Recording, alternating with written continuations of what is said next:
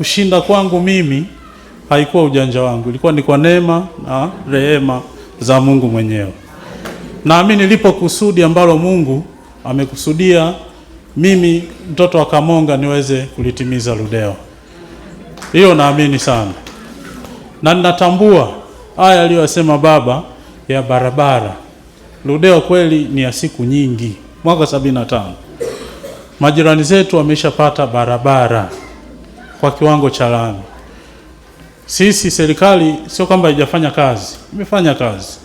Tulipata zile kilomita 50 kutoka Mawengi hadi Lusitu, bilioni 179. Ni fedha nyingi sana. Walivyotafuta mkandarasi wa kutoka Lusitu kuunganisha na Njombe, bahati mbaya hali ya kifedha inaonekana haikwenda vizuri. Mkandarasi akaacha kazi, alianza akaacha kama miaka mitatu sasa. Ndio? Ila leo hapa kanisani niwahakikishie, mimi mtoto wenu kwa kushirikiana na mbunge mwenzangu wa Njombe tunahangaika sana. Tumeshamsumbua waziri wa ujenzi, hata akiniona mimi anaweza akakatisha njia nyingine. Niwahakikishie miaka hii mitano hii barabara itakwenda kukamilika. Sawa ndugu zangu?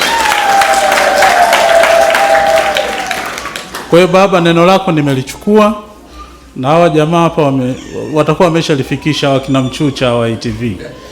Litafika huko Dodoma kabla mimi sijaenda. Na maneno ya viongozi wa dini serikali inachukulia kwa uzito mkubwa sana. Kwa hiyo baba, tumesikia, ni kuahidi kwamba tutakwenda kuhangaika, na bahati nzuri Ludewa sasa hivi ndo inaangaliwa na nchi yetu na dunia wanaiangalia kutokana na utajiri mkubwa wa madini. Kule Liganga tayari mkataba ule sio muda tutashuhudia Mheshimiwa Rais usaini. Wameahidi kabla ya mwezi wa 8 watakuwa wamesha sign, na atakuja Mheshimiwa Rais kuzindua mgodi wa Liganga. Atakuja kuzindua mgodi wa Liganga. Na Liganga kwenye dira ya maendeleo ya taifa ya 2020 hadi 2050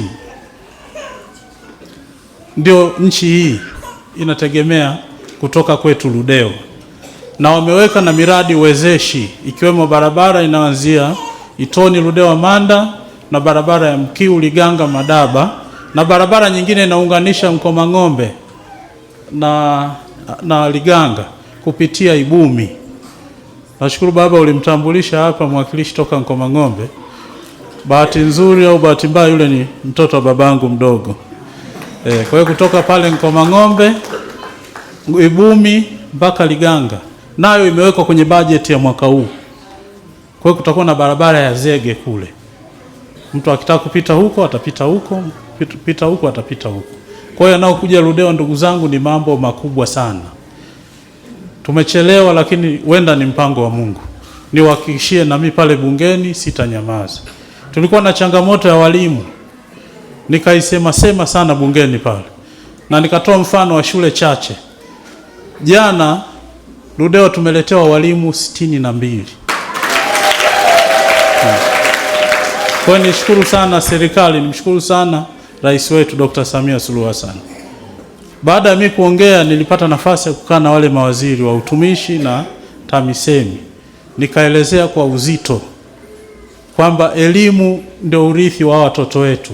Sisi tunataka Ludewa nako tuendelee kutoa watu wenye elimu kubwa watakaosaidia taifa letu. Kwa hiyo jana nafurahi tumepata walimu 62, wa sekondari 6, na hao wengine zaidi ya 50 na ni wa shule ya msingi.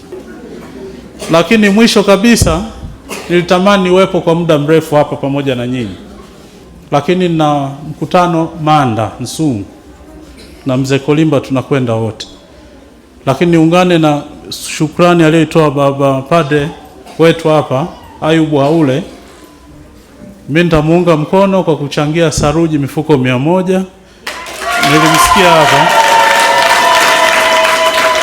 nilimsikia anazungumzia ujenzi eneo fulani, tena alikuwa anaongea kwa sauti ya uchungu. Ile sauti imenigusa na mimi lazima nimuunge mkono.